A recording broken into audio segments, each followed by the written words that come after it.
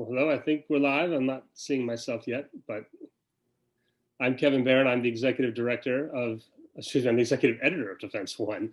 I'm here to host our last session for the hour with our second substitute panelist, who we're very grateful to have, former CIA Director John Brennan, who knows we were about to, this morning, have a nice conversation with Chris Krebs before the president summarily fired him by tweet last night to talk about election security and the frankly, what seems to be quite successful effort at election security, considering the last time around. And instead, we have a whole political battle going on. So I want to thank the Global Security Forum and the Soufan Center for helping with the last minute switch. And thanks to Director Brennan for joining us. Good afternoon, sir. Good afternoon, Kevin. It's great to be here, and I appreciate the invitation, but from the Soufan Center to participate in what is, clearly a very, very important forum and discussion. It's already generated a fair amount of buzz. So thank you so much. Great, and you're welcome. So let's get right to it. I know you've been out on air talking already, but your initial reaction from the overnight firing of Chris Krebs, it seems to be echoes of the final days of Watergate. This scramble to silence any opposition. And oddly, what a lot of the security world is reporting was a success story, that a lot of a great effort under the Trump administration to come together and harden Americans' elections processes and systems. What's your initial reaction to what Trump did to Krebs? Well, I think no one should be surprised or even shocked at what has happened, because Donald Trump has demonstrated time and again that he's a vindictive person and will take action against those that he believes are disloyal to him personally. And so it's very unfortunate that Chris Krebs, who is very, very qualified and has deep cybersecurity expertise, and who I think did a great job in the run-up to the election and the aftermath of trying to make our systems as impenetrable as possible from intruders, whether they be foreign or domestic intruders. And so I think it really is quite worrisome in terms of this disruption, because although Chris Krebs and his team did a great job, along with FBI and NSA and others, to make this election very secure, the US government's cybersecurity responsibilities continue. And on a daily basis, CISA, the organization that he led, is involved in trying to prevent these cyber attacks against our infrastructure, against our country. And so therefore, I think this summary firing of Chris Krebs, again, is not just score settling on the part of Donald Trump. It also reflects his unwillingness to take into account what is in the best interests of the United States and the American people. And so, again, this is very, very troubling, dismaying. But also, again, I think it is very much in keeping with Donald Trump's MO to date. What do you make of the critics who fire back, and not just Trump himself, but look, this is another example of the deep state. Why should they believe you? Director Brennan, you've been anti-Trump for all these years. You must be a liberal on the left. So it's either a liberal conspiracy or it's a deep state conspiracy. Whatever it is, the intelligence that's come out and these intelligence leaders are not to be trusted. Yeah, well, I think a lot of people are drinking at the fountain of disinformation, whether it's coming out of the Oval Office or whether it's coming out of various news networks that have provided this image of this deep state that is working to undermine Donald Trump. That is not true. I worked in the national security environment for over 30 years, and it consists of some of the most patriotic professionals who are dedicating their lives to keep their fellow citizens safe. And it's quite ironic that when I was in the Obama administration for those entire 8 years, the first 4 working at the White House as President Obama's counterterrorism advisor, and then at the helm of CIA during his second term, I was mostly criticized from the Democrats in Congress, and they were the ones that called for my firing and resignation. And so I think a lot of politicians just take great offense at anything coming out of the intelligence community that is inconsistent with what their worldviews are. And as we have seen time and again, that Donald Trump continues to try to delegitimize any source of criticism or views that are contrary to his own. That's why he's taken aim at the media, because it is, in fact, trying to reveal truths, not only about him, but also what reality is. So again, I think what Donald Trump has tried to do, whether it be with law enforcement, the FBI or CIA or others, is to condemn it whenever they do something that is independent of what his preferences are. So, well, what is your prescription for the future then? Defensemen always like to push the future. What needs to come next? We know what's going on now, whether it's from Biden or even before Biden comes to office. When it comes to fighting disinformation, what can government do? What can intelligence agencies do? That's a really good question. I think we've always had to deal with disinformation over the last, since our country was founded. The digital environment, though, has just provided such a larger and even more fertile ground for the propagators of disinformation, specifically using the social media platforms. I think we found out quite a bit from the Mueller investigative team in terms of how the Russians were able to take advantage of that social media environment by pushing out information there under the guise of personas, American personas, that really were, in fact, Russian cyber actors.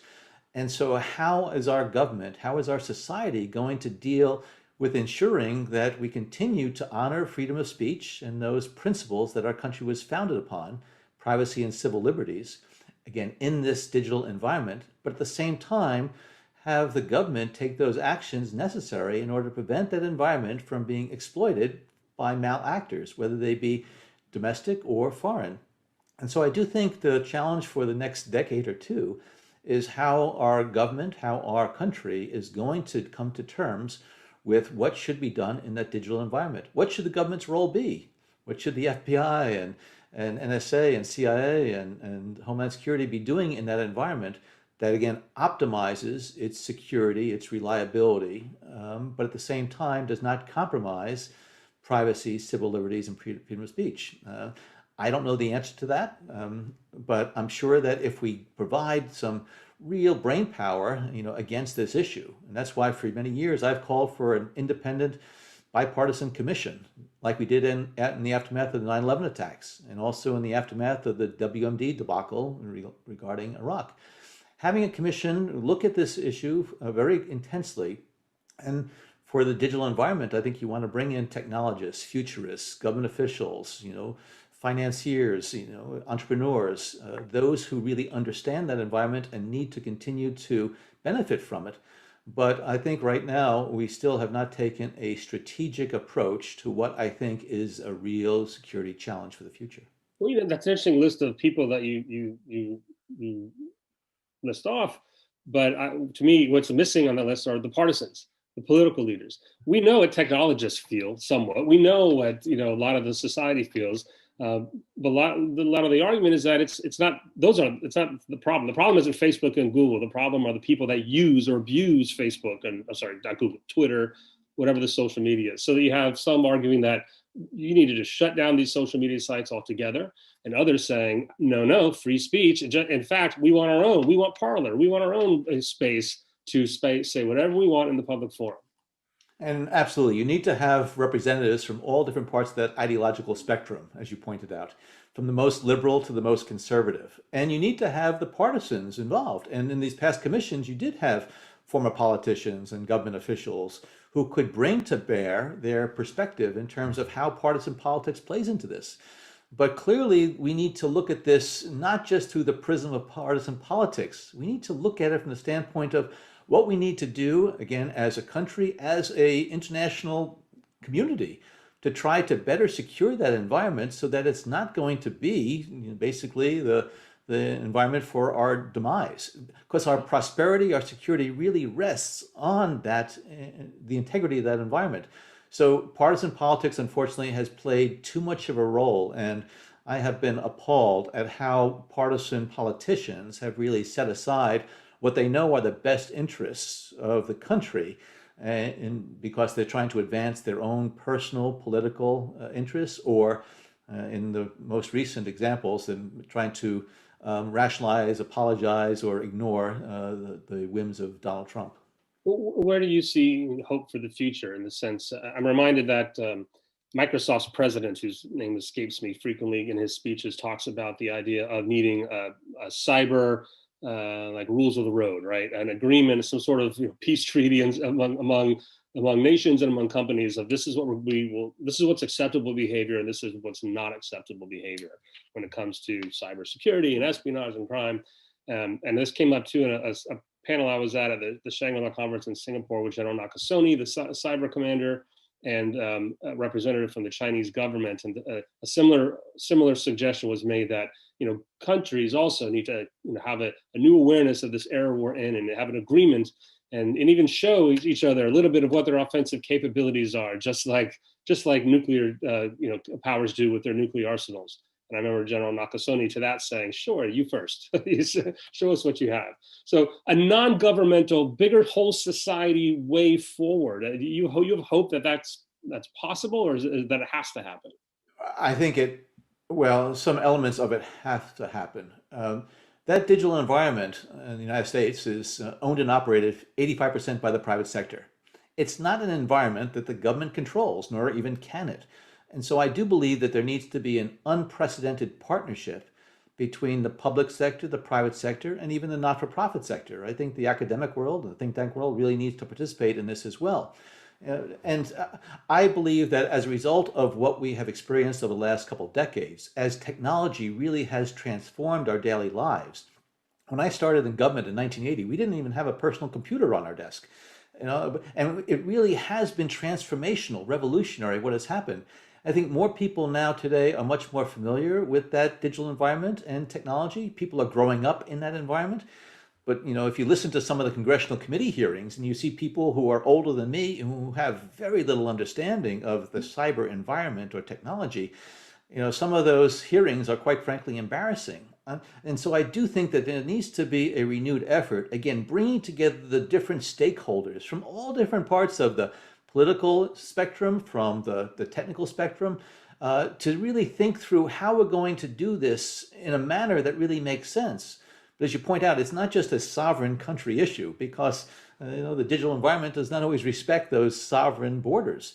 And so, but I think if we start in the United States working with some of our key partners and allies, and then try to expand it and have a little bit more transparency into capabilities as well as the rules of the road, as you point out, I think it's important to start to go down that path. But I think so far we've been doing things in a very ad hoc fashion, and hopefully we're not going to have to experience a 9/11 in order to get to that point.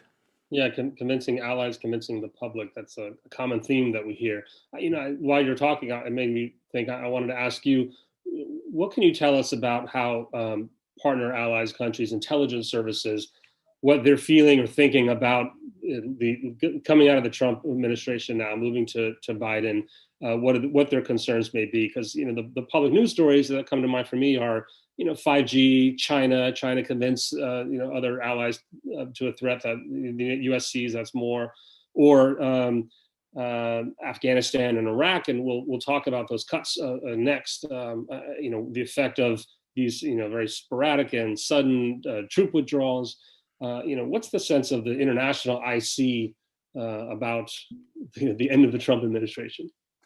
Well, I think, and it's not just the international IC or our allies and partners. It's those governments and those even politicians who I think now will see the United States reclaiming, I think, its rightful role in the international arena. During the last 4 years, we've seen the Trump administration withdraw from multilateral organizations, not pay them the attention I think they need, pulling out of international agreements, the Paris Climate Accords, the Iran nuclear agreement. And so I think that void that has been created is filled then by the Chinese and the Russians who take advantage of that. So, and I think a lot of our former partners and allies really were unnerved because they didn't know if they could count on the United States for, to rebuff these efforts on the part of the Russians, Chinese, and others. This decision to withdraw from Afghanistan or to reduce the number of troops in Afghanistan reportedly was conducted without consultation with those allies and partners who actually have troops in Afghanistan. So I think there's going to be a welcome sigh of relief in a lot of these foreign capitals that we traditionally have worked with on the military, political, and economic front, that the United States is going to return to the traditional role it played in the 75 years after World War II, which was really to be the leading spokesperson for the Western democracies and really try to marshal the type of support necessary in order to make progress against some of these very difficult challenges. The Biden administration, I think, is going to really reflect the view within the Obama administration, which was that the United States, as strong as it is on the military, political, and economic fronts, it derives a lot of its strengths by its bilateral and multilateral engagements. And so by having a greater array of support and allies on various issues, it really does strengthen the United States' voice vis-a-vis China, vis-a-vis Russia on so many of these issues. So I think the Biden team is going to work hard in this first year to repair some of these relationships that really have atrophied, either by neglect or by intention. And so I do think that there is right now, certainly among, I think, my former foreign intelligence counterparts, a sense that the engagement of the United States is going to be much more robust, much more extensive, and also, I think, as a result, much more productive. Yeah, deeper benches. Maybe turn that same question internally. How much of a change or a catch up is needed internally? You know, I saw a couple weeks ago, Secretary, Bob Gates is out there repeating what he's written about and said that the U.S. is at a moment that we need an entirely new relook or reorganization of the national security structure in this country, and which also, in my mind, portends to how do you get American people to get involved, to become part of the national security structure, to want to come into the deep state, into the intelligence community, the State Department, the Pentagon, and help with this renewal or regeneration that folks like yourself are predicting or wanting. Well, the national security structure, the broad structure, is really the result of 240 years or so of various developments, various startups and departmental initiatives. And so now we are, in fact, the legacy system which is in place.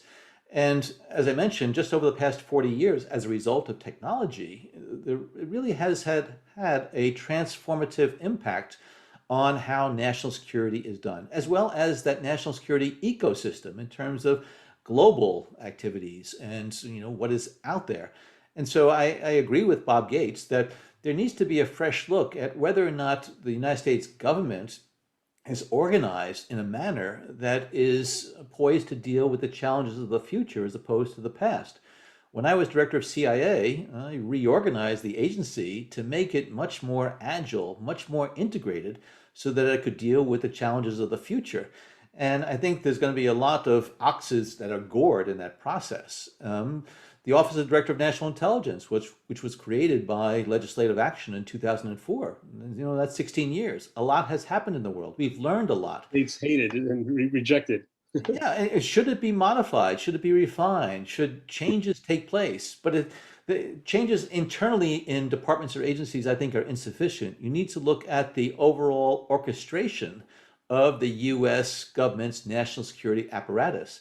That is a monumental challenge. It's not something that's going to happen in 1 year or even a single presidential term.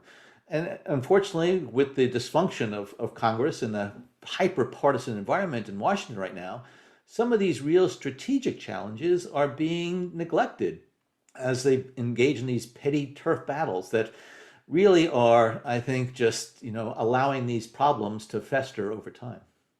So we're under 10 minutes, and as I said earlier, I want to get your thoughts on Afghanistan and Iraq. We heard yesterday, I think it just was like I'm losing track of time and pandemic. We just heard the drawdown. Pentagon is going to carry out the president's order to try to draw down to 2,500 troops in Afghanistan, 2,500 in Iraq by January 15th, just in time for Biden's inauguration.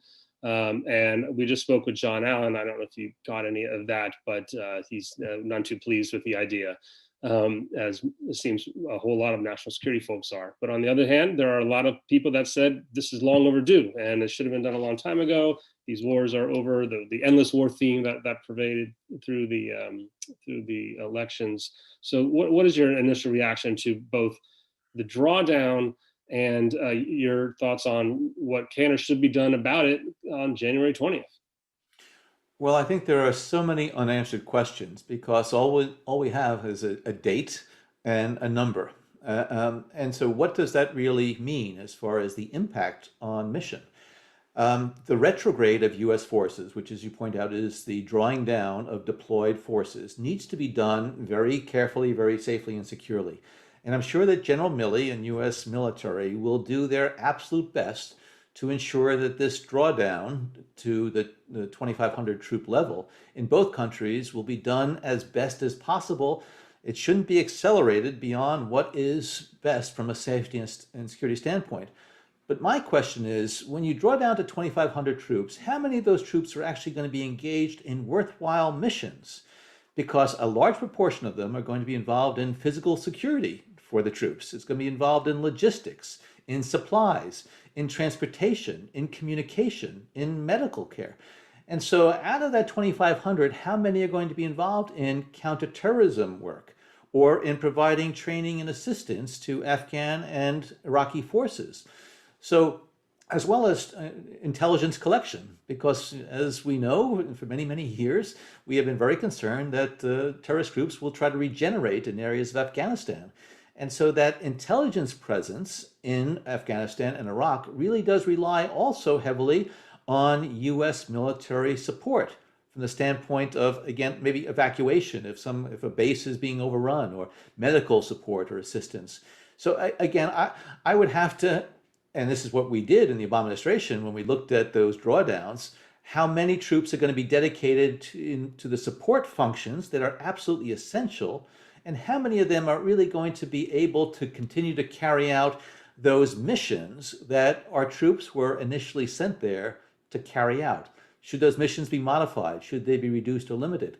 So again, I'm hoping that the committees in Congress are going to be asking some really tough questions of the Pentagon and the White House of, okay, when you get to the 2,500 level, what actually is going to be done that is going to be in the advancement or interests of U.S. national security interests, and what is merely going to be continued support systems? How does this change or decrease intelligence capabilities? You mentioned that earlier, and especially in Afghanistan more than Iraq, which is more remote. You can't pop in and out of from Kuwait nearby. Again, I would have to see how these troops are going to be arrayed and aligned, because the forward operating bases in Afghanistan, which are the bases in different parts of the country that continue their technical collection capabilities as well as interacting with locals, whatever else, that really requires military support, because these are enclaves that need to be protected. There need to be security perimeters set up. And so I don't know whether or not there's going to be a sharp reduction in that intelligence capability as a result of this retrograde.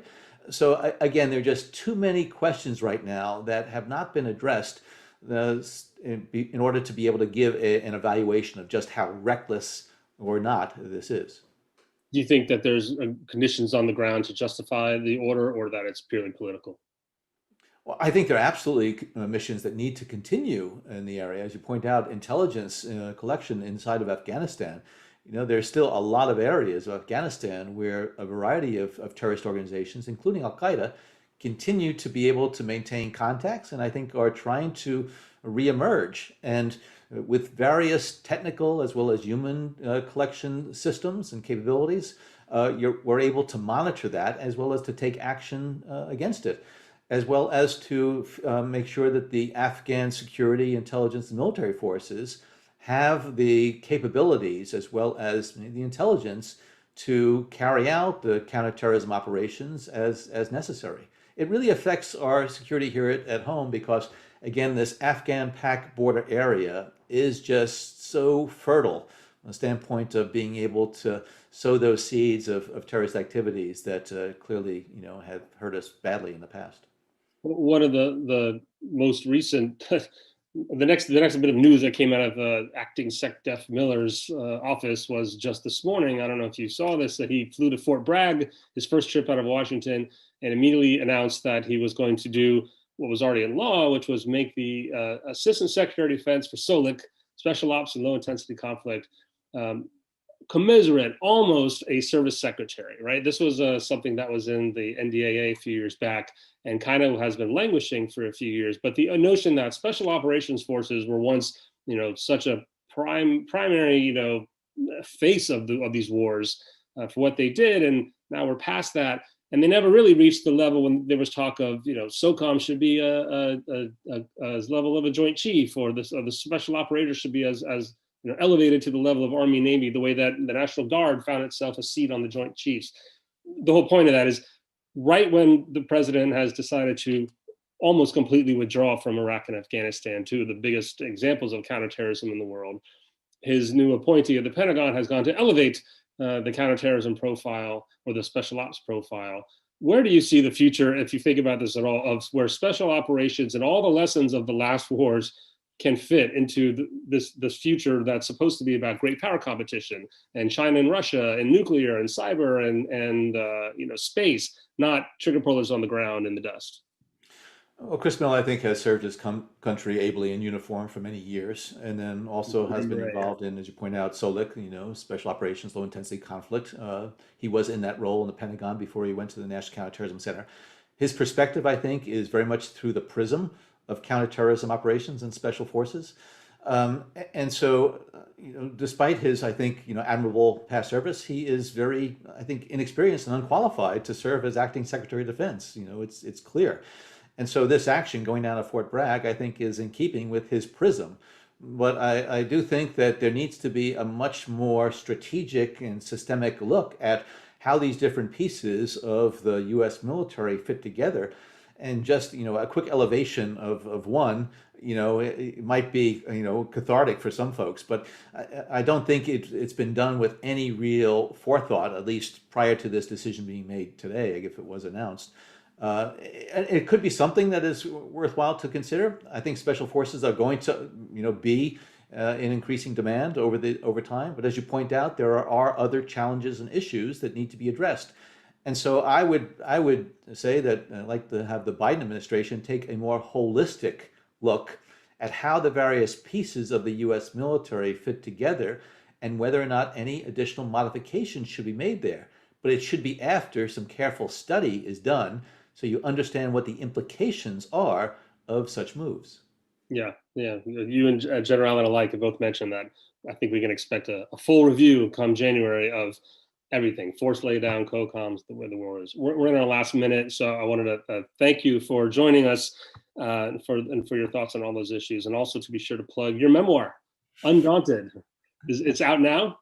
Yes, it is out now. It's called Undaunted, My Fight Against America's Enemies at Home and Abroad. And I tried to give a perspective of 33 plus years in government, all the different things that I was able to witness as part of history, working at the White House, working at CIA, working overseas in Saudi Arabia for 5 years. And it was an interesting journey to recount those experiences. So thanks so much. Appreciate it, Kevin. You bet, and thank you for joining us at Sufon Center. We know, those of you who pay attention, John Brennan is out there quite often. He's been one of the more vocal national security leaders in the country during this Trump administration, and I'm sure we'll hear a lot more as the transition continues to the next president.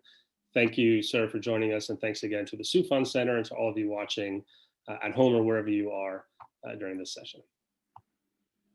Thank you.